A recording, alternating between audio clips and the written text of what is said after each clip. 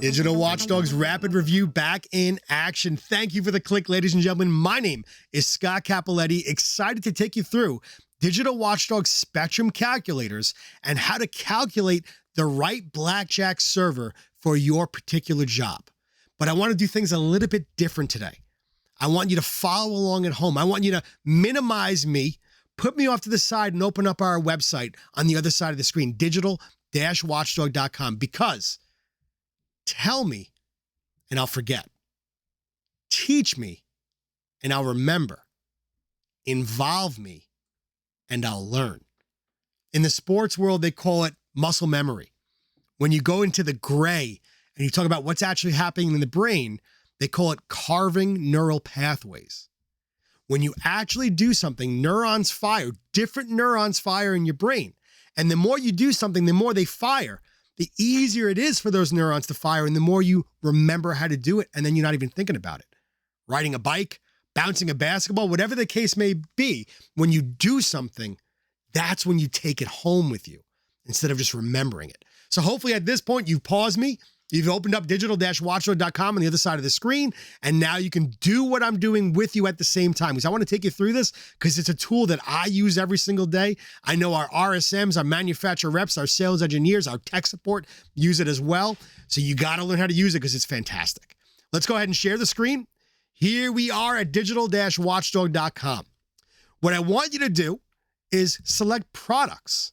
Now, what I'm showing you, these calculators can be found over in the support tab as well, but we tried to put everything here in one place. So for instance, after we clicked on products, there's product calculator right here. I select that. We're going to focus today on Digital Watchdog Spectrum, but we do have also VMAX calculators as well. But let's click on the icon up here. You don't want to click down here. This is for very old versions of Spectrum that you should not have. So you want to click on this one right here for the latest, greatest calculator. Hit the Add New button. And here we grow. So on the left side of your screen right there, you can name the camera whatever you want to name it. Excuse me. You want to name the camera. If you want this to show up in the PDF later on, that's where you put the name in. Quantity, that's self-explanatory. Let's just do 20 for now. Now, again, we can change it up and do a VMAX or a Spectrum calculation. We're going to do Spectrum for today, but this is available in our other form factors as well. Here's where this calculator starts to get really cool. You can choose, obviously, Digital Watchdog because we've preloaded all of our cameras in this calculator, or you could choose generic.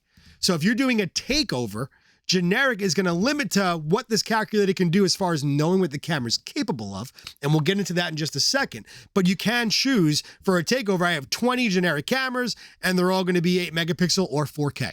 You could do that if you want to. The other option is going with the Digital Watchdog camera, which is obviously highly recommended. So you select that. The benefit of selecting that is it knows, again, what the cameras can do.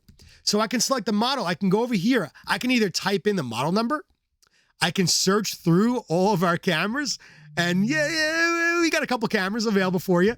Or you can even just type in the resolution. So I'll just go 4K for fun. Now, there's all of your 4K cameras. That easy, ladies and gentlemen. Everything about our world. I mean, our registered trademark slogan is built for users. Everything about Digital Watchdog embodies that. Built for users. So let's go ahead and select the first camera on there.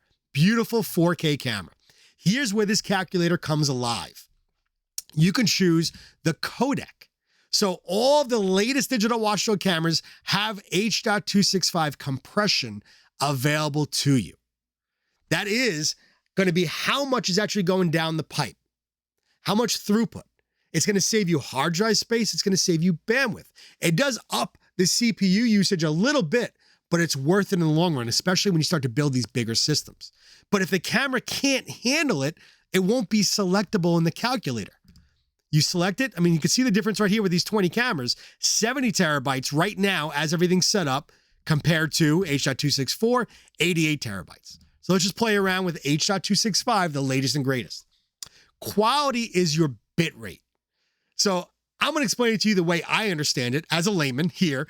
The quality is going to be really not just the compression that we talked about with H.265, but how much on an individual little basis we're throwing down that pipe.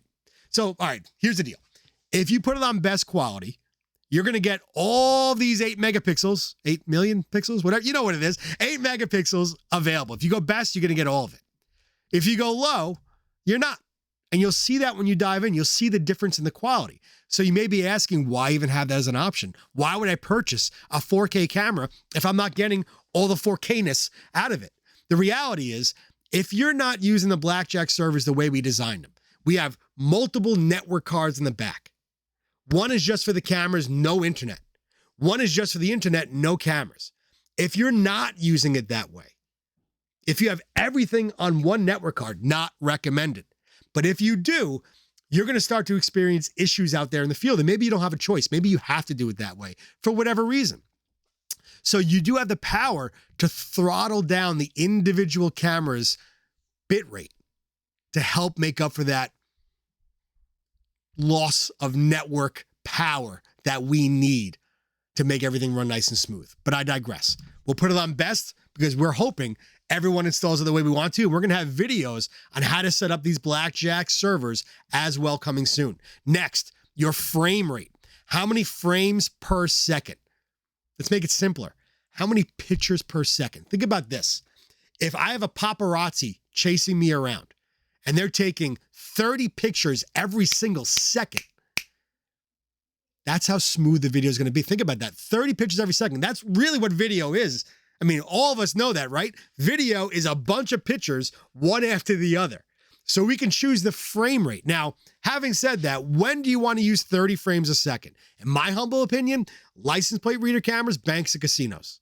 And anything where you really have like sleight of hand, a high theft area, pickpocketing, stuff like that.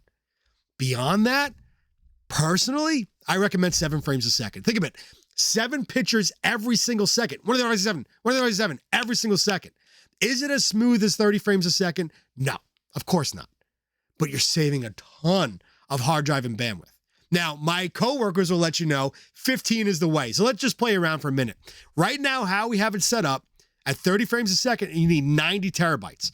Just for fun, if I go to 7, now we need 21 terabytes. You're still getting all the quality, all the resolution, just the frames per second. We're not talking about 1 frame, which is Mr. Roboto mode, 7 pictures every second. But for my coworkers, I will put it at 15. We go from 21 and we jump up to 45 terabytes. So let's do that. Percentage of motion.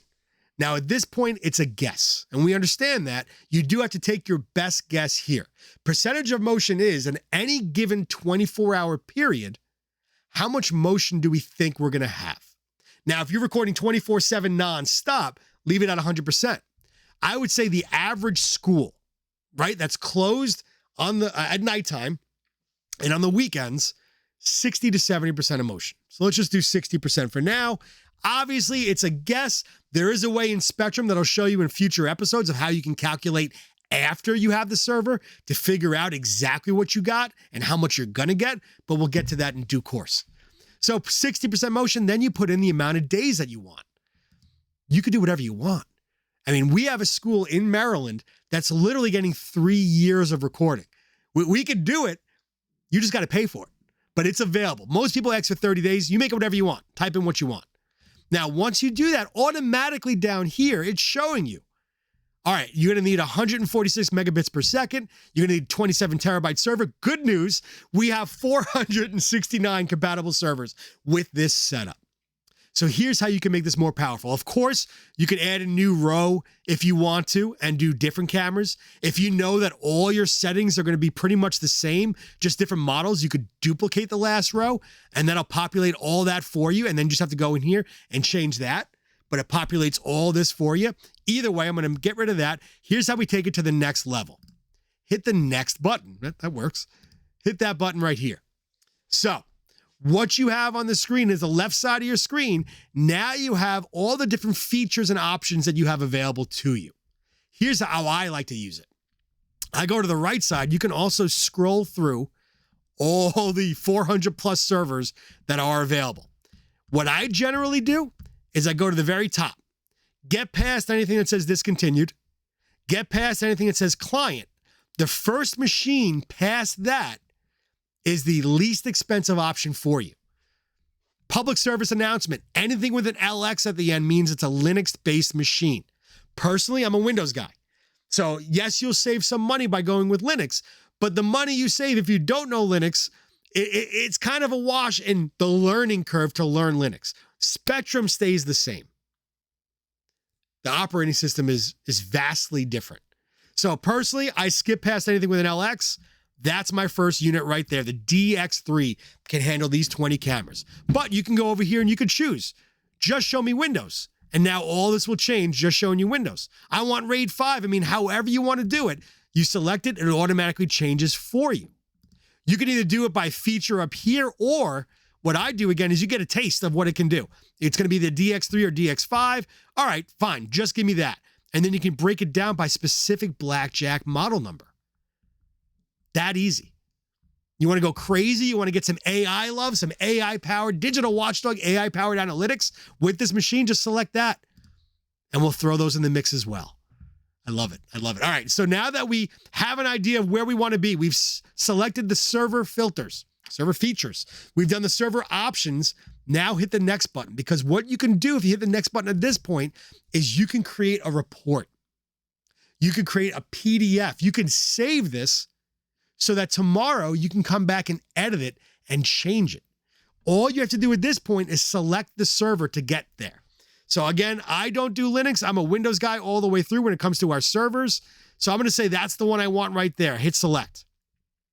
It automatically inputs all this information for you down here. Now when you hit the next button, you will see the preview of what the report is going to be. So there would be your descriptions right there, your quantity of cameras, all the information we just filled in right there. There's the server you selected. Now hit Save Project. Put in your name, fill in all this information. Most importantly, for what we're talking about today, put in your email address. You have to put in your email address and then click on send a copy of this project configuration to the email address above. That's going to send you the PDF with all this information on it. But even more importantly, in my opinion, when you hit the Save Project button, it's going to give you a number. So tomorrow, you're now wanting to go back and recalculate. You can literally come back here and go to open, type in that number, and this is saved for you. So you can go back and reconfigure it, recalculate it, add new cameras to it, remove cameras, whatever the case may be. It is an easy to use tool that we use all the time, and there's no reason you can't use it either. I love this tool. I'm so glad that we have it, and I'm so glad it's public facing so you can use it as well. All right, let's bring this thing home. So what did we learn today? We learned that digital-watchdog.com has a plethora, a virtual cornucopia of tools and features, and we're just scratching the surface. So much more to get to, and we will break down everything, every product, every tool that is available to you. We will go through it right here in the Rapid Review series. Until that day comes, like, subscribe, join, hit that notification bell. I hope you join us again. My name is Scott Cappelletti, and this has been your DW Rapid Review.